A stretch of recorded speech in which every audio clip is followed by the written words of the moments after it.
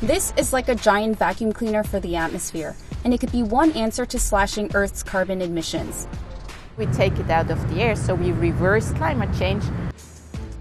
This system is cleaning up some of the 33 billion tons of carbon dioxide that humans will release into the atmosphere by the end of the year.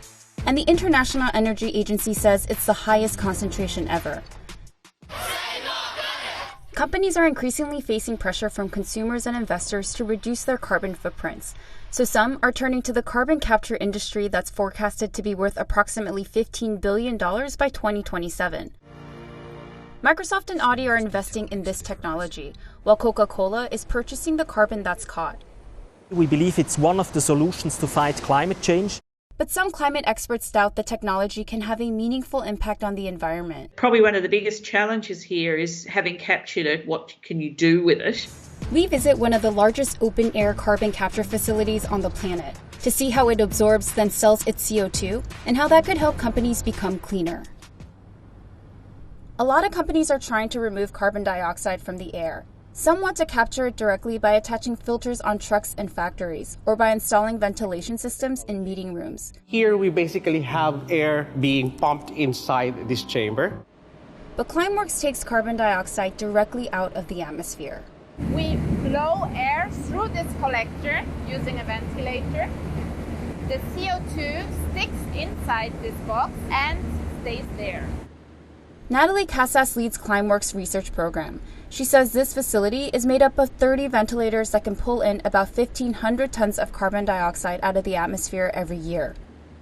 Inside the collector, we have a filter material. This filter material is able to catch CO2. Casas says the biggest challenge is making it affordable to set up and use. Building and installing just one of these ventilators here at this facility costs as much as $220,000. And it also needs a lot of electricity. So to clean up the amount of CO2 someone in the US would typically produce in about a month, that's everything from commuting to work to consuming food and watching TV, the company says it would cost around anywhere from $600 to nearly $900. The target, of course, is to bring costs down, to bring the energy requirements down, and to make it easily scalable. So Casas has been working on designing larger plants that would use renewable energy sources and require less steel. But one of the most promising ways to offset the cost has been tapping directly into the captured CO2. Climeworks stores the carbon dioxide it collects into these tanks. Then it sells it to this Coca-Cola factory that produces bottled water. Here, recycled carbon dioxide is injected in the water to make it fizzy. 30% of our production is done with the recycled CO2 from Climeworks. Patrick Wittweiler oversees the carbon dioxide project at Coca-Cola. He says early on, there were challenges, like turning the carbon dioxide into the right kind of liquefied form.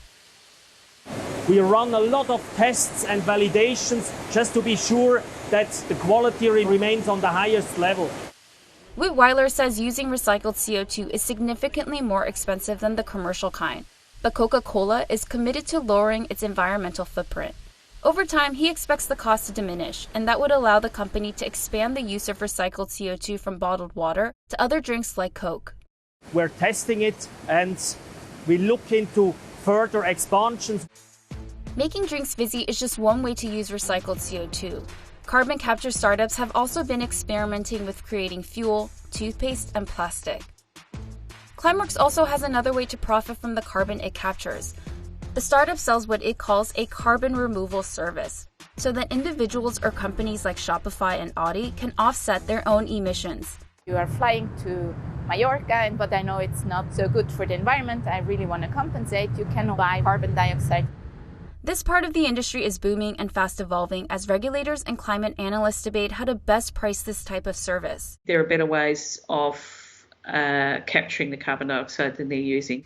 Sandra Kentish is a professor at the University of Melbourne who tracks and compares carbon capture systems around the world. She says it's harder to absorb CO2 from the atmosphere rather than a direct source of pollution. The CO2 concentration in the atmosphere is only about 0.04%. Cement production, as an example, CO2 concentration's around 30%.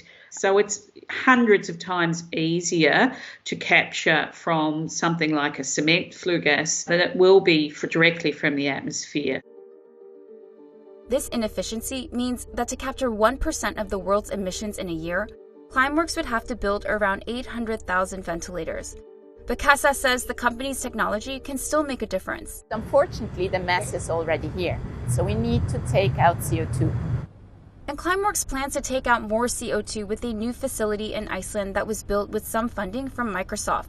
When it opens in September, the company says the plant will be able to absorb about 4 times more than its Swiss facility. But this time, the carbon dioxide won't be recycled. It'll be injected in the ground and turned into a rock. These are these white crystals. So this CO2 is actual CO2 which was in the air. And this kind of evolution is how Climeworks hopes its technology will become cheaper, so that it can clean the air for companies searching for new ways to reduce their own emissions.